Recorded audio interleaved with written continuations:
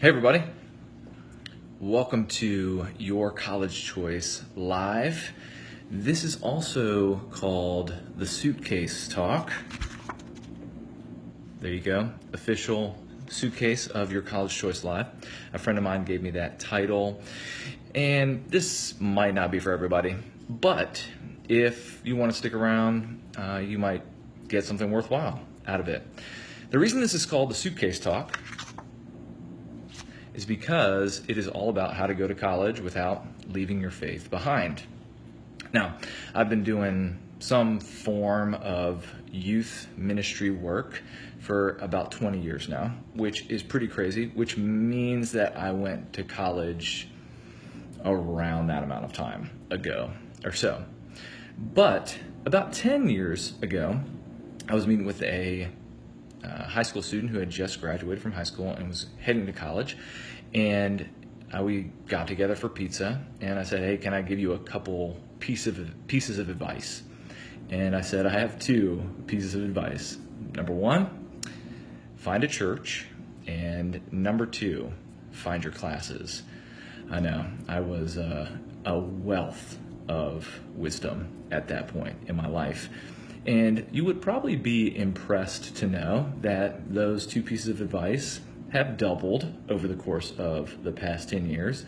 And now I have four pieces of advice to give those who are heading off to college.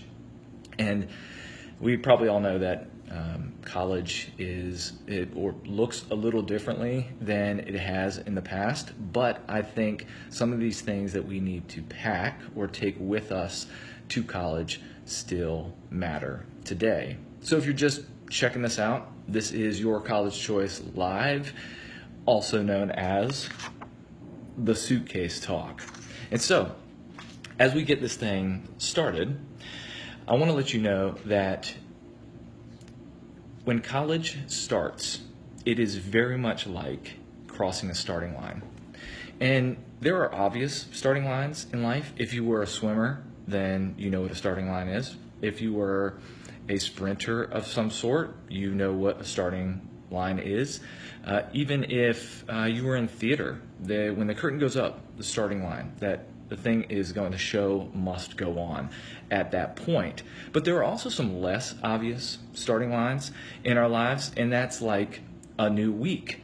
It's a starting line. It's a fresh start on a new week, or a new job, a new relationship. Maybe you have moved to a new town. All of those have a starting line component to it. Well, let's put college right in there.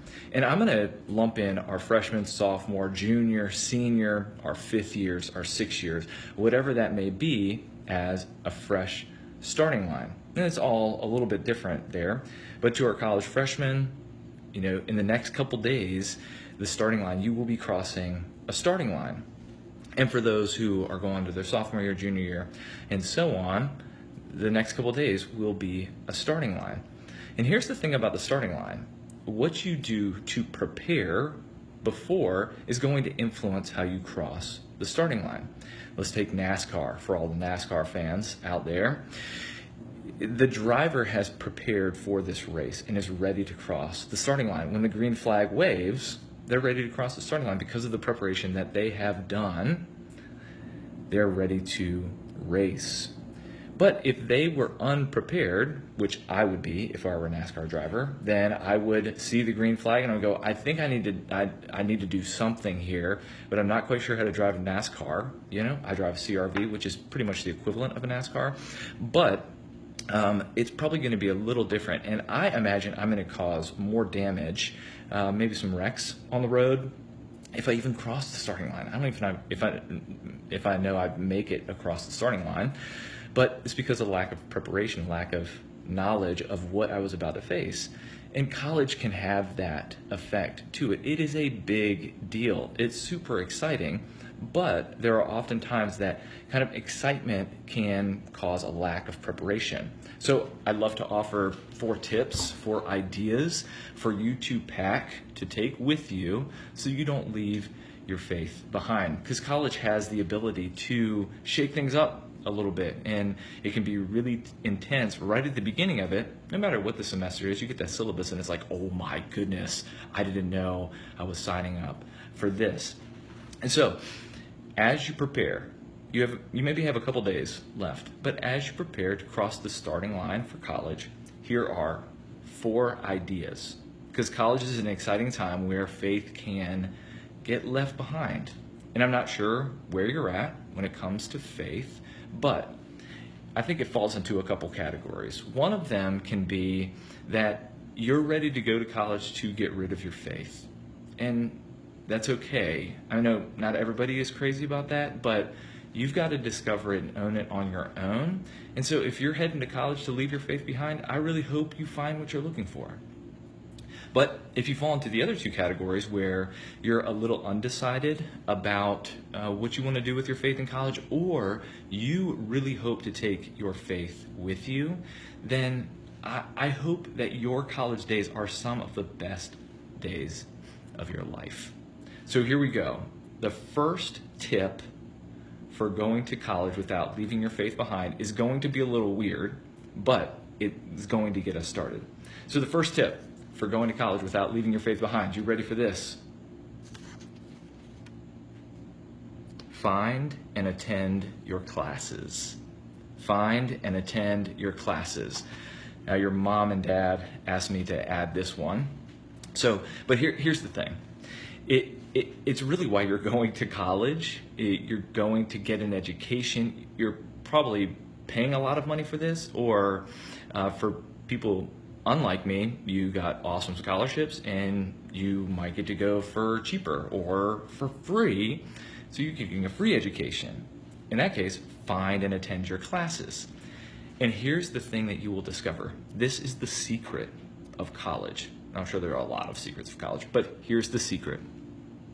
In college, you will have the most free time you have ever had in your life. I promise. Okay.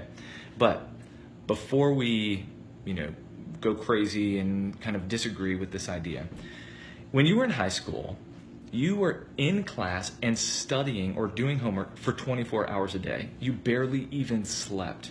Now, it might have not been that intense, but you were in class for 8 hours, and you may have done homework for 4 to 6, however many hours you did it. And if you were in AP, you never saw the light of day. But anyways, when you go to college, you're told that it is so intense, it's so tough, it's so challenging. And while some of those things are true, here's the thing about college. If you take a standard course load of classes, then you're going to be in class for maybe 4 to 5 to 6 hours a day. And some people who are genius schedule classes only on Tuesday, Thursday, and then they get a 4-day weekend. Bonus secret. But here's the thing. On those days, you're in class for like 6 hours. And then you have a ton of free time. So the question is, what are you going to do with your excess free time? Now, this is when it starts to get intense, because you can spend that free time studying. You can spend that free time socializing. You can spend that free time working out or partying. You can spend that free time joining a club or intramural team, or you can spend that free time serving somebody. You will have a lot of free time, and often it kind of is such a shock that you're like, I'm not sure what to do with all this free time, so I'm going to take a 5-hour nap. I used to do that every once in a while, and then I would wake up and I'd walk into my dorm and it was empty, and I'm like, I don't know if the rapture's true, but everybody's gone. They better be in the lunchroom, or I'm a little freaked out. But anyways, you will have a lot of free time on your hands. So what are you going to do with that free time? Which leads to pro tip number 2, or the second thing that you need to prepare for, to take with you as you take your faith with you to college. And that is, find a time and place to be with God. So once you know what your school schedule is, what your course load is, what are you going to do with your free time? I would say schedule in time to be with God on a daily basis. See, you have to own your faith. No one can do it for you. Now, I could send you a text and encourage you with a Bible verse, or say, hey, have you been studying the Bible recently, but unless you own it for yourself, it's never personal. So as you start to understand your schedule, just block out 30 minutes a day on your schedule and just put it in there like you would your course load, and just say, hey, 30 minutes of the day is blocked out. And you've got to find out the time of day that works best for you. Some of you are morning people. I don't know if anybody in college is a morning person, but you have got to find that. And it may be before classes, in between classes, after classes. There are some times of day that probably aren't the best, like when you're taking a shower or when you're at the football game. Some people would probably respect you, but it might be a little distracting. Anyways, once you find that time and place, set it aside, find a good Bible. I would say the New International Version, NIV, the New Living Translation, the NLT are a good place to start, or you can download the YouVersion app. Start with that one. Put it on your phone, and there's tremendous Bible study plans that you can use. You could read through the whole Bible, or you could find topics that relate to what you're going through. Perfect for college. But find a time and place to be with God. And if you're a little intimidated at college, you're going, I don't know what people are going to think about me having a Bible study at college. Well, just tell people that you've got a 30-minute lab, or you're going to meet with the man upstairs. That always gives people like, the man upstairs, you have a daily meeting with, I don't know, the president? Maybe that's not going to go down or going to work. But you've got to own your faith. And one of the best ways for you to take your faith to college is to practice meeting with God, studying your Bible, and learning to apply it to your life. 3 ideas here with this one. Read, listen, pray. Read, listen, pray. Here's the thing. Even though college has a wild reputation, God has not given up on college. I promise you. God has not given up on you. God has not given up on your faith. He is there to meet with you, and setting aside a time and place to be with God may be just the thing that helps your faith grow and helps you thrive in college. So number 2, find a time and place to be with God. The third tip, the third idea to take with you to college so you don't leave your faith behind, is kind of interconnected with number 4. Number 3 is find a church or campus ministry to participate in. Find and participate with a church or a campus ministry.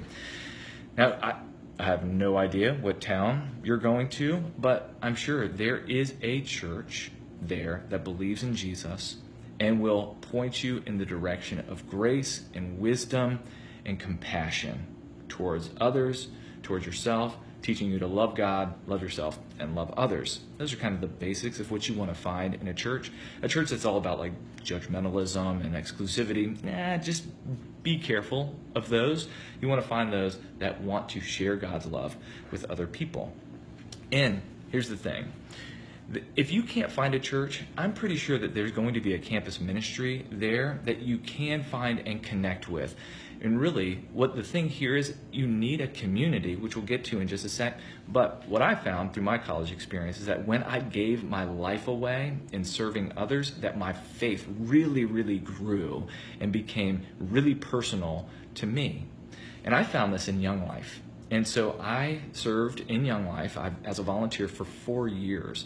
But I gained one of my best friends in all of the world, and I was able to share my faith in really practical ways with other people. I am pretty certain that in most college towns, you will find a Young Life group that you can connect with and be discipled, grow in your faith, and share it with others. If that doesn't suit you, that's totally fine. If you're in the Charlotte area or around, we'll say between Raleigh and Columbia, then I encourage you to check out Hill City, which is a part of Forest Hill Church. Just check out their Instagram. You can get a bunch of information. That's Hill City. Shout out. But if you're a little bit further from those extreme distances, then check out Crew or InterVarsity or, like I said, Young Life. But you got to be proactive here. That's really a thing about college, is you've got to be proactive in making a lot of decisions, but especially when it comes to your faith. It's just not going to happen naturally. You don't drift into faith. It's very easy to drift out of it. But if you find a church or a campus ministry, it really will give you a place to belong, to worship, and it's going to give you tremendous opportunities to serve.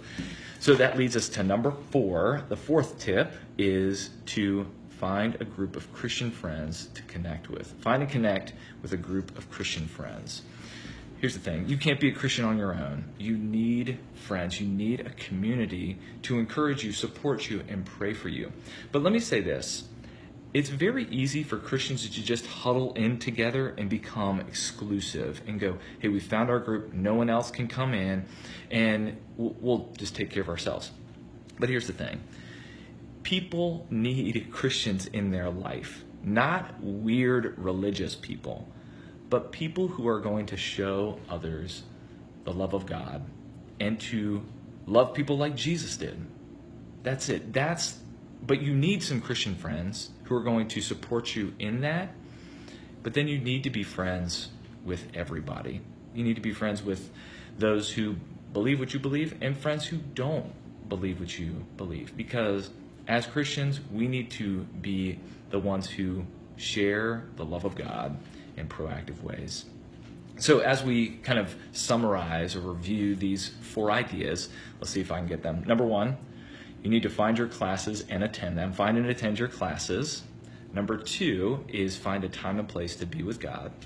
Number 3 is find and participate with a church or a campus ministry. And number 4 is find and connect with a group of Christian friends.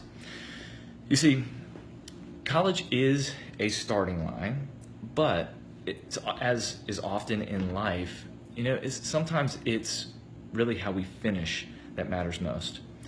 Because in college, you might hit some bumps along the way. You may forget about your faith. You may trip up or get stuck in a relationship, or you may make a choice or two that you aren't too proud of. But the thing about the Christian faith is that the grace of God is yours whenever you want it. It is available to take, believe, receive, trust, and follow. You see, anytime that you look at a cross, and you'll see them all over the place. They'll be hanging from people's necks. They'll be on people's ears. They'll be at the top of a church. You'll see them as you're walking around campus somewhere. You might see a lowercase t, and you're like, that kind of looks like a cross. But anytime that you look at a cross, remember 2 things. Remember that God loves you, and you are always forgiven. God loves you, and you are always forgiven. God won't give up on you. And the resurrection proves that what Jesus did on the cross is true, and that you have a lifetime supply of grace, second chances, and abundant life, which I think we all need in college. We all need throughout life, but especially in college. So, find and attend your classes. Find a time and place to be with God. Find and participate with a church or a campus ministry, and find and connect with a group of Christian friends. God is with you. Thank you for listening. Hey, if you need any help finding a church, or you have any questions about connecting, I'd be happy to. Grace and peace.